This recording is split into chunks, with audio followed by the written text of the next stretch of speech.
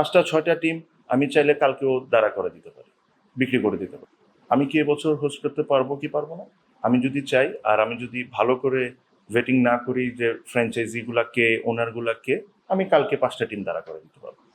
আমরা যদি বিপিএল এর সব ফ্র্যাঞ্চাইজি, ওটা 6টা হোক বা 7টা হোক, বাই এপ্রিল মে এর মধ্যে যদি আমরা সব প্রসেসটা কমপ্লিট করে নিতে পারি, যে ধরেন লাস্ট টাইম কি হতো, যে ধরেন অগস্টে বা সেপ্টেম্বরে বা বলতো যে এটা হলো deadline, because of the time, even যে লাস্ট বোর্ড যারা ছিলেন ওনাদের কাছে যদি ওই টাইমটা ওনারা পাইতেন, হয়তো বা ওনারা আরো জিনিসগুলো অনেক কিছু রিকভার করতে পারতেন। যে বিকজ অফ দ্য টাইম তো এত শর্ট ছিল যে এটা করতে হয়েছে, এ কারণে কিন্তু অনেকে, আমি কোনো সময় মনে করি না যে কেউ ইচ্ছাকৃতভাবে জিনিসটাকে নষ্ট করছে, সিচুয়েশন জিনিসটাকে নষ্ট করে ফেলে।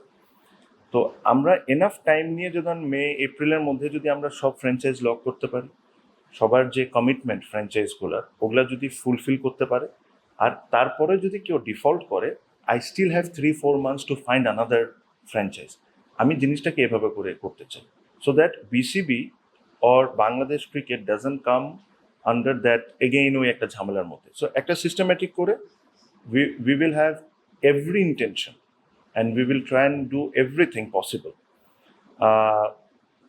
এটা আমরা নেক্সট ইয়ার হোস্ট করতে পারি। কামিং ব্যাক টু বিপিএল, আমি কি এবছর হোস্ট করতে পারবো কি পারবো না, আমি যদি চাই আর আমি যদি ভালো করে ভেটিং না করি যে ফ্র্যাঞ্চাইজিগুলাকে ওনারগুলাকে, আমি কালকে 5টা টিম দাঁড়া করে দিতে পারবো। But do you want me to do that?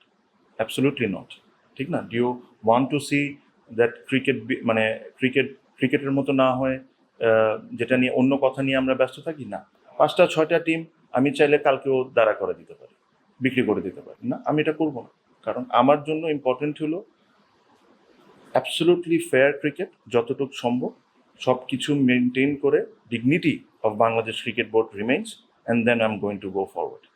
এটার জন্য যদি আপনাদের থেকে আমাকে 10টা ক্রিটিসিজমও শুনতে হয়, it's I am okay with it, I am absolutely okay with it, because I know what my intention is.